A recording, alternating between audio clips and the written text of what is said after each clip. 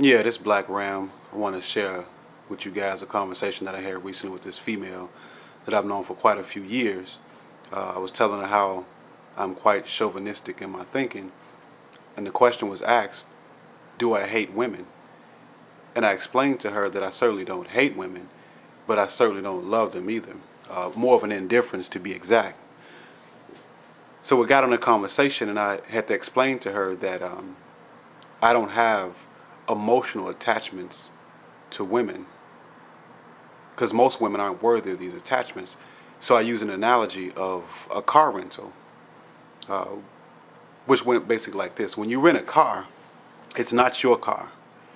You know you're going to give it back to the owner. And most rental cars that you get, of course, overpriced, but many people have had those rental cars before you. Most cars, rental cars, have at least 15, 20,000 miles on them, even if it's new for the year.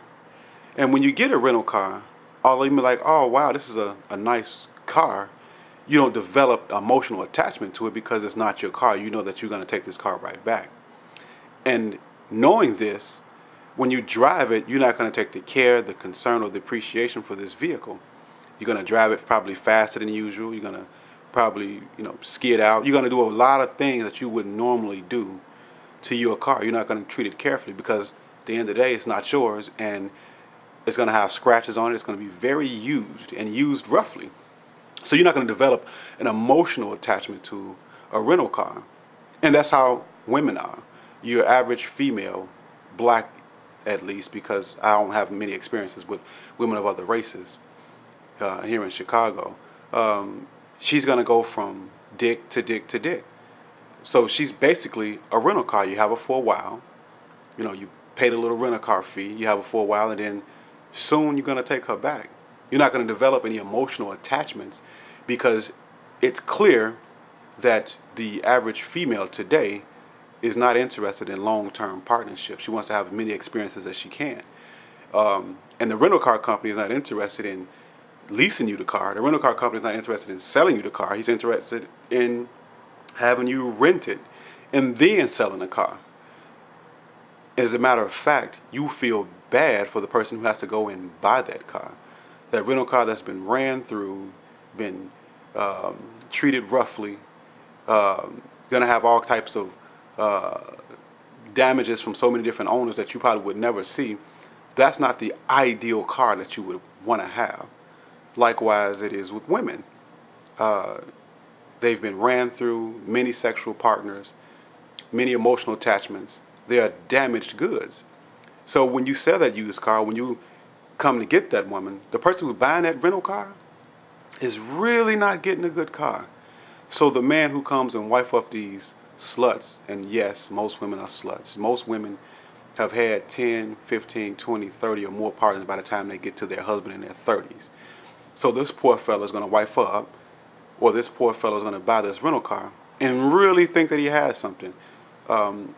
My coworkers and I, sometimes we sit back and we look at different women that we've, had sex with on the job. Although I don't recommend it, that's not the best thing. But the women on the job that I work at are such sluts, and we basically ran through and we compare notes and say, hey, we ran this woman through all the gears and she did this and she did that, and she has all of these emotional issues. And some poor guy says, you know what, this is the car/woman that I want to have. This is what I want to have in my life. And the dude marries her. Is he getting a good deal? Hell no. So basically it's this. Most women are rental cars. Don't love them. You don't have to hate them either. You don't have to treat them with disrespect. But don't love them. Don't grow emotionally attached because you have to give that car back. And guess what? It is a beautiful thing when you turn that rental car in. You done did your due. You done had what you had. You done experienced it. Give it back. Now, that gives you an opportunity that when you rent a car next time, you may get a better rental car or a different rental car to experience that.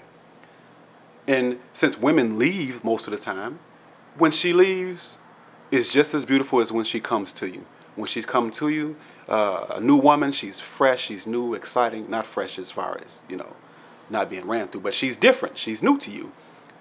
Running through all the gears, and when you give her back or when she walks away, it's a beautiful thing. And you want to know the reason why?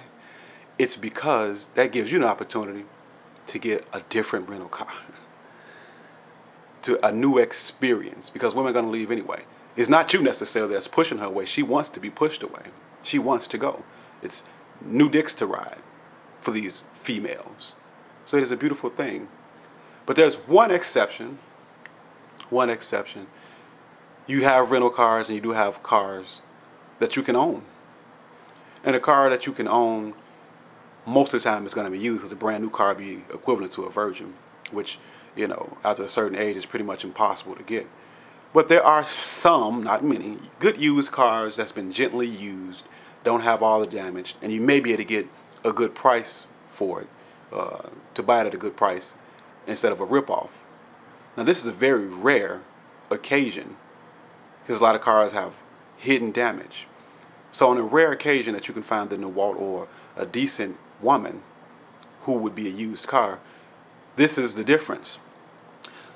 Car ownership versus car rental is pretty much the whole versus the woman who might be wife material. And there's not many women that are wife material.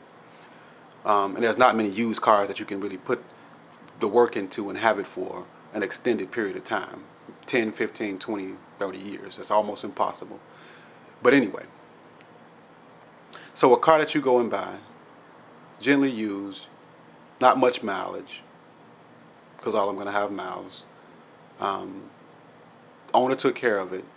You may be able to get into that car and have it for years on end with very little maintenance. Everything is going to take some maintenance.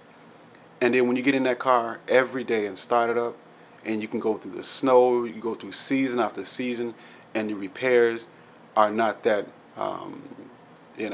draining on your bank account, then you may look back and say, you know what, this car is old faithful. And even if I do get a new car, I'm going to keep this old car. But how many women are like that, right? How many women are faithful? And car ownership versus rental, women want to be rented and not owned. In research, you know the word husband means Lord and master and owner. And women don't like that idea. But in the rare occasion that a woman understands her role, her place that she was born into as a female and fits into that, and she wants you to own her, and she's faithful and loyal and starts up for the most part, then that may be a car worth owning. Although it's used, I have to put a little work into it. That might be something that's worth it. But it's the female's decision to do that. And not many women today want to be owned. They want to be rented. So rent that car. Treat it like you want to treat it. Get that motherfucker back. And if one day you find a decent car to own, then own that car. But make sure that you really own it. This Black Ram.